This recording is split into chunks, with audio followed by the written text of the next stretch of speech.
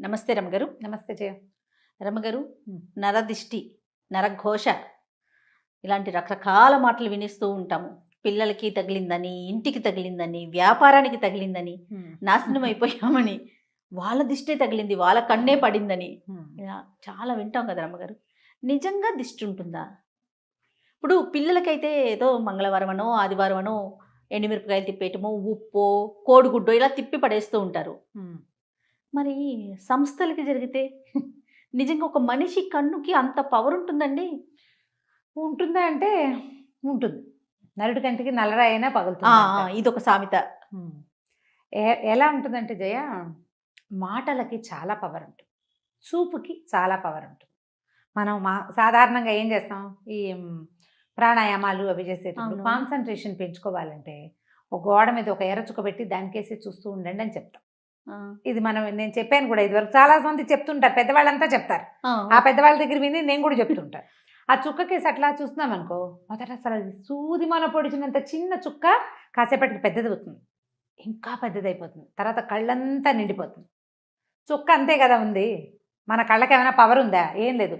చూడగా చూడగా ఏమవుతుంది అది? పెద్దది. పెద్దదైపోతుంది.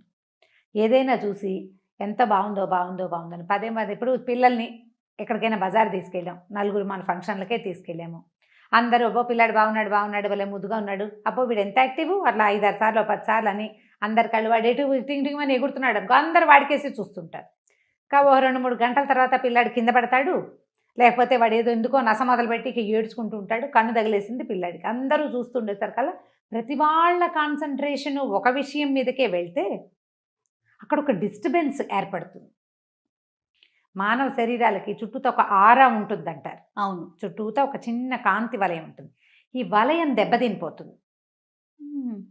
దానివల్ల మనం దిష్టి తగిలింది అని చెప్తాం. ఇప్పుడు దాని నరదృష్టి. హ్మ్. ఎంత బాగుందో, వాళ్ళ అబ్బాయి ఎంత బాగున్నాడో అంటే, అదేం పిల్లాడమ్మా అలా ఉన్నాడు అన్నా కూడా దిష్టి తగులుతుంది. ఓహో! పిల్లాడు బాగులేదన్నా బాగున్నాడన్నా దిష్టే, ఓగున్నాడన్నా దిష్టేనంటారు. ఓకే. ఏమి బాగుండలే పిల్లాడు, ఏం బాగుండలేదు పిల్లాడన్నా కూడా దిష్టే. పిల్లాడు బాగున్న దిష్టే, బాగుండపోయినా దిష్టే. చూస్తూ ఉంటే జనం చూసిన కొందికి ఇబ్బంది వస్తుందన్నమాట. అయితే ఇప్పుడు సంస్థలు లేదా వ్యక్తుల గొప్పతనాలకి జనం ఏమిటి ఇప్పుడు, అమ్మో వీళ్ళు ఎంత సంపాదించేస్తున్నారో అని గాను, లేకపోతే ఎంత పేరు వచ్చేసిందో అని కానీ అందరూ దాని గురించే మాట్లాడి ప్రతి వాళ్ళు దాని మీదే దృష్టి కలిగి ఉంటే దాన్ని నరఘోష అంటారు. ఘోష. ఇప్పుడు నోటితోటి ఒక మాట అంటాం కదా జయ, వీళ్ళు ఎంత సంపాదిస్తున్నారో లేదా మంచి సంపాదన వచ్చింది అని అన్న లోపల ఒక మంట ఉంటుంది మనకి. ఒక్కొక్క వ్యక్తిని బట్టి, వాళ్ళ మనస్తత్వాన్ని బట్టి. అవును. వాళ్ళది పాజిటివ్గా చాలా కష్టపడ్డారు, ఇవాళ పైకి వచ్చారు, 10 రూపాయలు తెచ్చుకుంటున్నారు అన్న మాట పైకి అన్నా కూడా లోపల అది ఉంటుందో ఉండదో, ఇంటెన్షన్ వేరేగా ఉంటుంది. లోపల ఉడుకుతోందనుకో, బయటికి వచ్చిన ఈ మాటలలో ఒక రకమైన వైబ్రేషన్ రిలీజ్ అవుతుంది. అదే ఘోషగా పరిణమిస్తుంది. నీకు చూడు, చాలా super couple, super family, super పిల్లాడు, బ్రహ్మాండమైన చదువులు అన్నవాళ్ళు పుసుక్కిన అక్కడ ఏదో అయిపోతుంది. వాళ్ళు కొట్టుకు చచ్చిపోతారు. ఈ పిల్లాడు పరీక్ష రాసి రేపొద్దున ఐఏఎస్ ఇంతే అనుకున్నవాడు యాక్సిడెంట్ అయ్యి అక్కడెక్కడో పడతాడు, లేకపోతే అక్కడికి వెళ్ళాక రాదు. కొంతమందికి ఫెయిల్ అయిపోతారు, లేదా అన్నీ బాగానే ఉంటాయి, అవేం ఫెయిల్ అవ్వవు. వీళ్ళకే ఏదో అనారోగ్యమో, చెప్పుకోలేని ఇబ్బందులు, వీళ్ళ సక్సెస్ అంతా అలాగే ఉంటుంది, కానీ వాళ్ళ జీవిత ప్రయాణం మహావిసగటగా మారిపోతుంది. రోజు ఏదో ఒక చిన్న ప్రాబ్లంతోటే ఉంటుంటారు వాళ్ళు. సక్సెస్ మాత్రం అదే రేట్లో ఉంటుంది. ఈ ఘోష సక్సెస్ని కొట్టలేదు, ఎందుకంటే వాళ్ళ సక్సెస్ జాతక లక్షణాలు గట్టివి, గ్రహాలు చాలా గట్టివి. అందుకని వీళ్ళకి చిన్న ఇబ్బందులు, రుగ్మతలు, శారీరక మానసికమైన రుగ్మతలు, సంసారంలో ఇబ్బందులు, స్నేహితులతో ఇబ్బందులు వచ్చేస్తాయి. మనం గమనిస్తూ ఉంటాం వాటిని కదా. అయితే వీటిని ఎట్లా చేసుకోవాలంటే పురాతన కాలం నుంచి వచ్చిన పద్ధతి అయితే ఉప్పుతో దిష్టి తీసుకోవటమే చెప్తారు. ఓకే. ఉప్పు నెగిటివ్ ఎనర్జీని తీసేస్తుంది. పిల్లలకి ఏం చేస్తాం, 2 గుప్పెలతో ఉప్పు పట్టుకుని ఇటు 3 సార్లు ఇటు 3 సార్లు తీస్తాం. 2 6 సార్లు తీసి ఈ ఉప్పుని నీటిలో పోస్తే ఉప్పు కరిగిపోతుంది, నెగిటివ్ ఎనర్జీని తీసేస్తుందని. ఈ తిప్పటం వల్ల మన బాడీ చుట్టూతా ఆరా ఉంది కదా, దాన్ని ఆరా పుల్ చేస్తాం, పుల్లింగ్ అవుతుంది అనమాట. అది ఆరా మళ్ళీ యథాప్రకారం లాగబడుతుందని మన పాతకాలపు పద్ధతి. ఇప్పటికీ కూడా ఈ నెగిటివ్ ఎనర్జీని పోగొట్టుకోవాలంటే ఎప్పుడూ ఉప్పు క్యారీ చేయాలని చెప్తారు. ఇళ్లల్లో మనం ఇంట్లోకి వెళ్తాం, ఈ మన హాల్లో కనపడే చోట రాళ్ల ఉప్పు ఒక కప్పులో పోసి పెట్టడం, నెల నెల మార్చేసుకోవాలి. బాత్రూముల్లో ఉప్పు పోసి పెట్టుకోవటం, బాత్రూంలో కూడా ఒక గ్లాస్ బౌల్లో ఉప్పు అని తెలియాలన్నమాట, అటు పెట్టుకోవటం.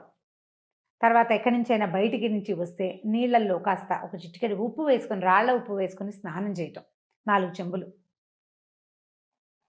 ఇంక అదే చెయ్యాలి. ఇంట్లో నీళ్ళలో ఉప్పేసి ఇల్లు తుడుచుకోవటం. నెగిటివ్ ఎనర్జీ తగ్గుతుంది దీంతో.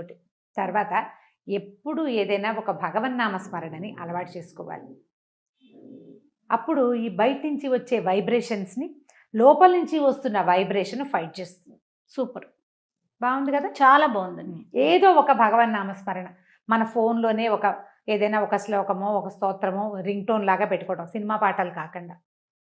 మన ఫోన్లో అంటే ఇలాంటి పరిస్థితి ఉన్నవాళ్ళు గాయత్రి మంత్రం అని నేను చెప్పను, నేను దాన్ని అందరూ ప్రొనౌన్స్ చేయడం మీద పెద్దగా ఆసక్తి ఉండదు నాకు. సాధారణంగా ఏదో ఒక మంత్రం, ఒక భగవత్ సంబంధమైన భజన, ప్రార్థన, అవతల వాళ్ళు మన ఫోన్ రింగ్ చేయగానే ఆ ప్రార్థన వినపడాలి వాళ్ళకి. వాళ్ళలో ఏదైనా నెగిటివ్ ఇంటెన్షన్ ఉన్నా ఈ ప్రార్థన వాళ్ళకి తగ్గించేస్తుంది. బాగుంది. మనకు కూడా మనం ఇప్పుడు వాళ్ళకి అది వినపడుతుంది, మనకు వినపడేందుకు ఒకటి ఉంటుంది కదా రింగ్ టోన్, అది కూడా ఏదైనా అయితే ఇప్పుడు ఈ భగవన్నామస్మరణ పెట్టుకున్నాం అనుకోండి, అది మధ్యలో కట్ చేసినట్లు అవుతుంది మనం ఆన్ చేస్తే. అవునవును. అందుకని అది చెయ్యకూడదని చాలామంది భావిస్తారు. 2 నామాలు పెట్టుకోండి, ఏవైనా పాటలాగా కాకపోయినా ఫుల్గా 2 నామాలు పెట్టుకుంటే అప్పుడు అవతల వాళ్ళకి అది వినపడుతుంది, మనకి ఇది వినిపిస్తుంది. 2 రింగ్స్ వచ్చేసాక మనం ఆన్ చేసినా పర్వాలేదు, స్తోత్రం కాదు కదా. అవునవును. ఆ నామం పూర్తయ్యాకే ఆన్ చేయండి ఫోను. లేదా సన్నటి తంబురా శబ్దం పెట్టుకోండి. వీటి వల్ల ఏమవుతుందంటే ఈ వైబ్రేషన్ వల్ల అది కొంచెం తగ్గుముఖం పడుతుంది. ఉప్పు ఎప్పుడు పనిచేస్తుంది. ఇప్పుడు సంస్థల్లో సమస్య వస్తుంది, సంస్థల్లో కూడా ఆకుపచ్చటి చెట్లు, మనం ఇప్పుడు బోల్డెన్ ఇండోర్ ప్లాంట్స్ వచ్చినాయి కదా, ఆకుపచ్చటి చెట్లు, ఉప్పు రాళ్ళు, ఈ 2 ఎప్పుడు మనుషులకి లోపలికి వచ్చిన వాళ్ళకి బయటికి వెళ్ళే వాళ్ళకి కనపడేలాగా పెట్టించుకోవాలి. ఓకే. ఈ 2 చాలా కంట్రోల్ చేస్తాయి. నేనైతే గ్రీనరీ చాలా ఇష్టం నాకు. ఇప్పుడు ఒక దాంట్లోకి వెళ్ళినా కూడా పచ్చదనం మనకి బుద్ధికి నెగిటివ్ ధోరణిని రానివ్వదు. అవును అవును. ఇది చాలా బాగుంటుంది కదా. అక్కడి నుంచి లోపలికి వెళ్ళంగానే పోస్టర్స్ అవి ఇవి పెడతారా, అవి బాగా మంచి ప్రకృతి వనాలని వేటినైనా పెట్టడం ఆ పోస్టర్లని. ఏవో బొమ్మలు కాకుండా గ్రీన్ పిక్చర్స్ ఇలాంటివి పెట్టుకుంటే అదంతా కూడా నెగిటివ్ ఎనర్జీని తగ్గిస్తుంది. ఉంటాయి, ఇది లేదు అని అనడానికైతే వీల్లేదు.